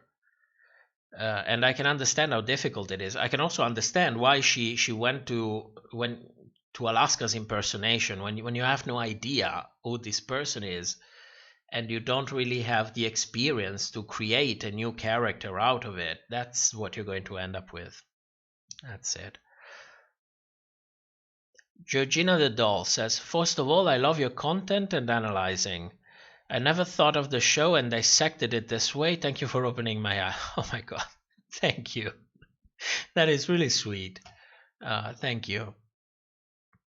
Well, we do this because we are fanatics. There is nothing nice about it. Being a fanatic.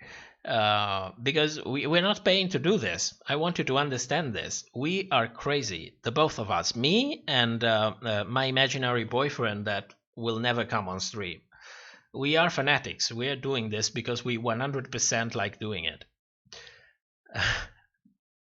Curry Khan said, I just arrived. Could you please make a little resume of what you said, please? Oh, Curry, come on. Oh my God. Listen, I'm going to do it. I'm going to do it because I understand the laziness. I am lazy as well. So, we basically showed up the villain edit of Brita and Widow and the victim edit of Aiden. And we showed clips and we went through pictures and we discussed that and then we did the chart. But don't worry, I think I'll probably release an episode of the chop based on this stream that we did tonight. So you can watch that, okay? If you don't want to rewatch the stream, the episode will come out. You can watch that. Augustine Alonso said, I don't know why the algorithm threw me here, but to see how the narration is constructed in each season is the real reason why I watch this show. I stand you. Thank you. Thank you. It's something different, you know. I find it part of the appeal of the show to see things. It's part of the reasons why I find also the show entertaining. And you know, if I got to do something that I like and you are entertained by it, then bingo, we got it. Voita V. Oh my God. The comment is, you actually said my name correctly and I fucked it up while I was reading it again. Great. Syria Jenkins said, I feel like Jen has been a little lackluster. She's been doing pretty good in the challenge and runways, but the judges just skip over her. Well, that's also part of being a narrator, isn't it? You are there to hold the story together. You're not there to be the protagonist of the story. Think about when you read a book. Usually the narrator in the book doesn't address you, is not the protagonist, you know. It tells you about the protagonist, but is not. Miki Olia Besner says, Jackie reminds me of Alexis Mateo, but skinny. Come on. Oh my God. Come on. Guys, come on. I mean, Amateur Seasons, and I'm happy that also Stars 5 is moving to Showtime. Is it? I don't get. I'm in Europe. I don't get American television, so I don't know. I think Showtime is a cable channel. I have no idea. I have no idea because I watch the show online. So, but I read. Now that I think about it, I read somewhere that this was a kind of power move to bring the show to different channels so that they would get new subscriptions for Showtime. And so they brought the successful show, the viral show, to the channel where they want to draw subscriptions, because some people said it's already going downhill for the show and that's why they're splitting the season.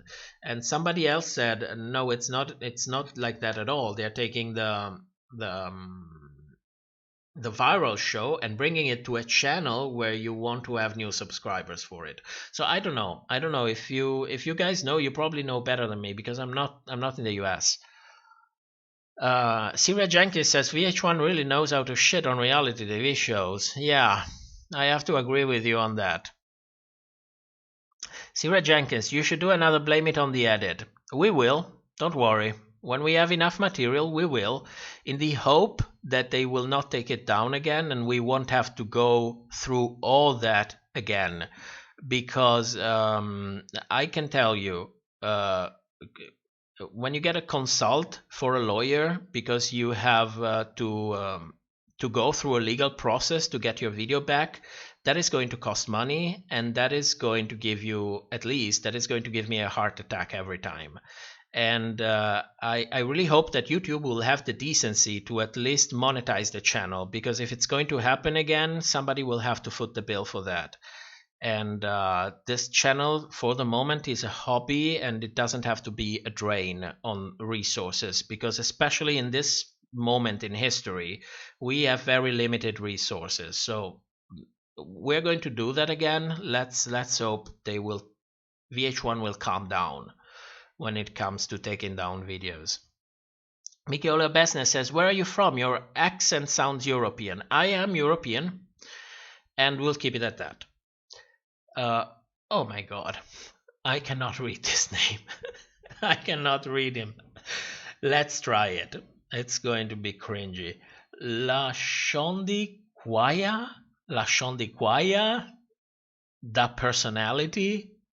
I feel like I'm missing something. The two frontrunners are Jada and Gigi, obviously, and the winner is gonna be Jada. Yes, bitch. I don't know. Can I be nasty about it? I think that the winner is going to be whoever the producers think they can get the most money of. I think that's what it's going to come down to, and I don't think that's Jada. Because from that point of view, well, you can get to all the conclusions yourself. I don't think Jada is going to win. She's my winner.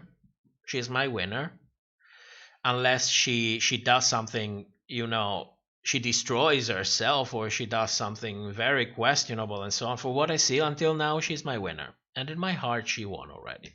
No matter what happens. What happens, it's, who cares?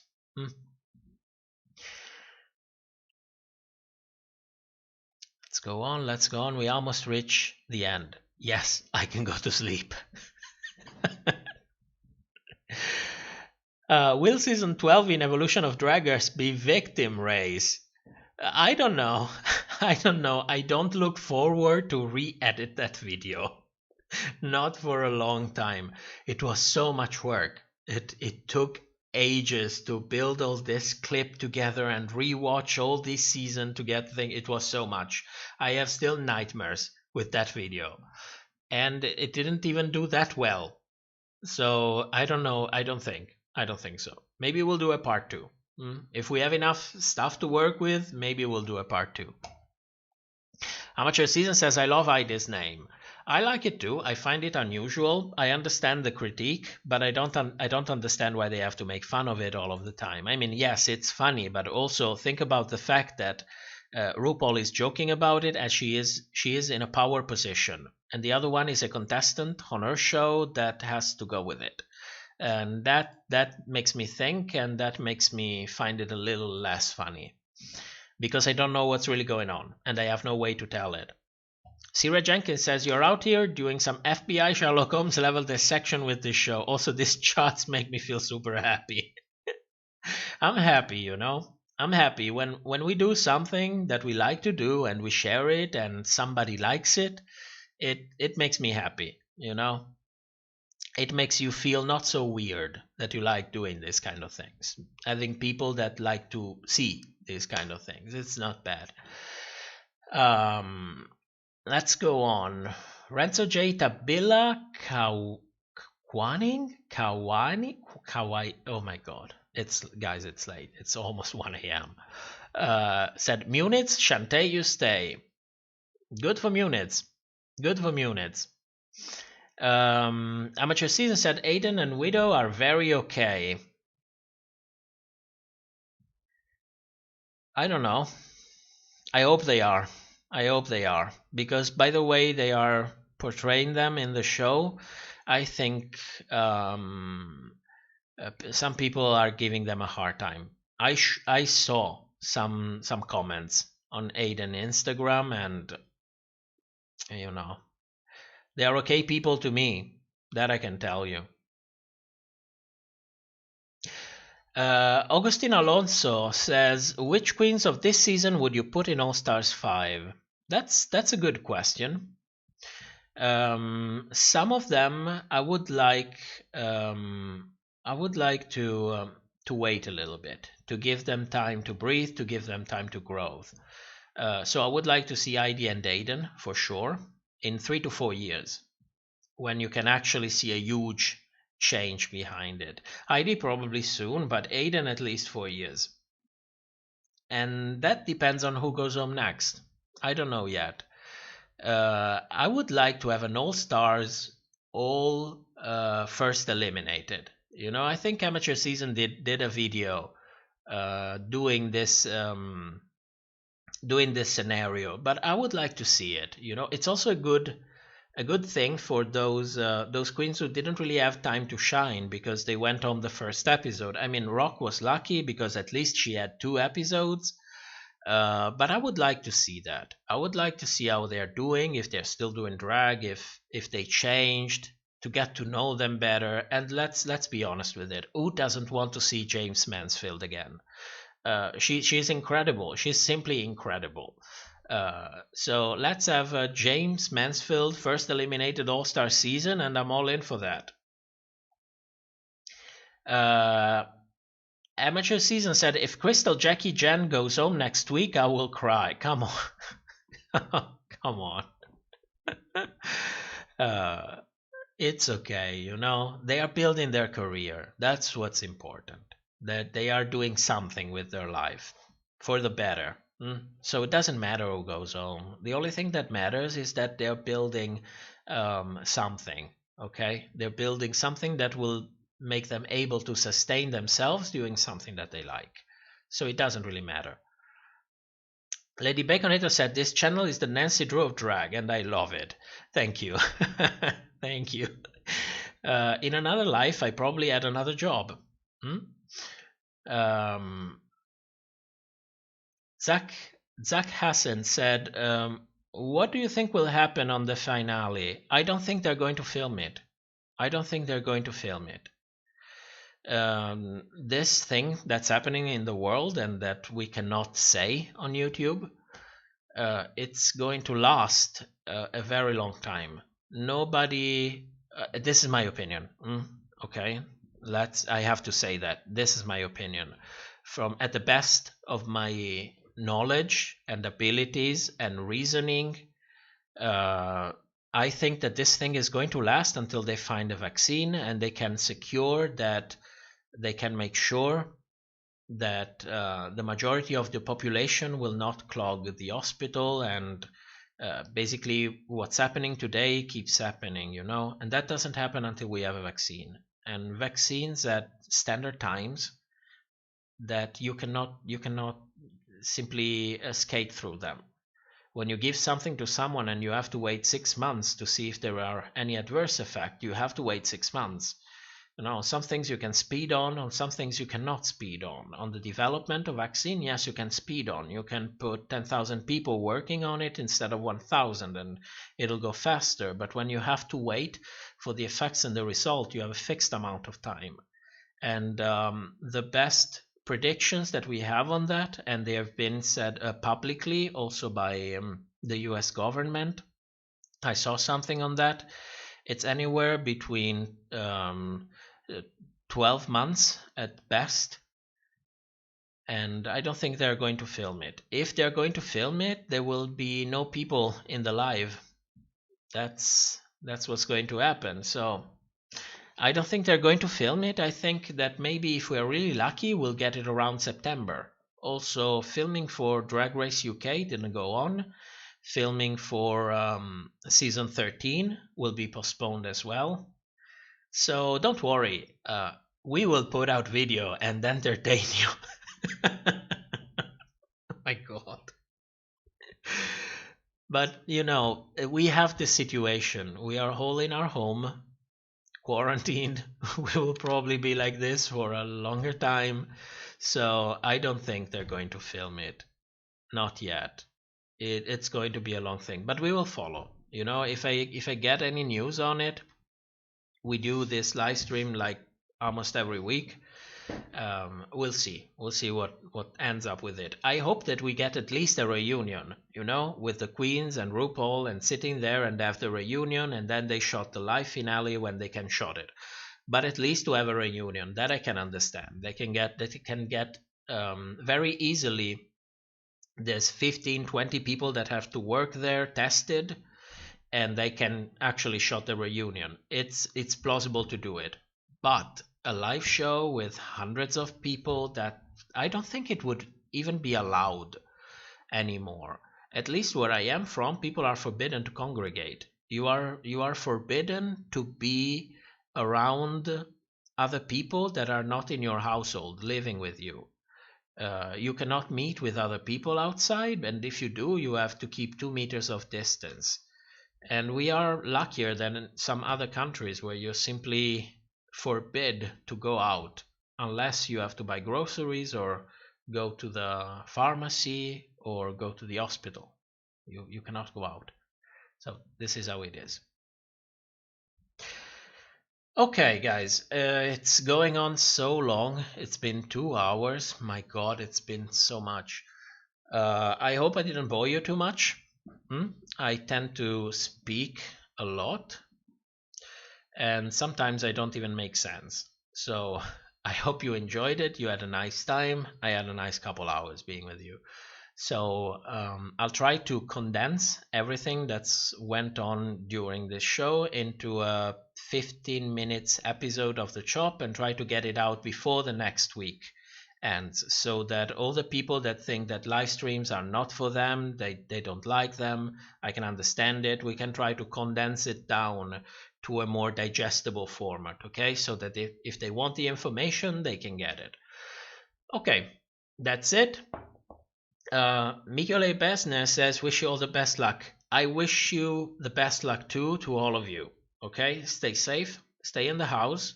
I know it's not the best, but it's better than nothing. We will go through this. Okay, guys, I'll see you next time. Have a nice one. Bye.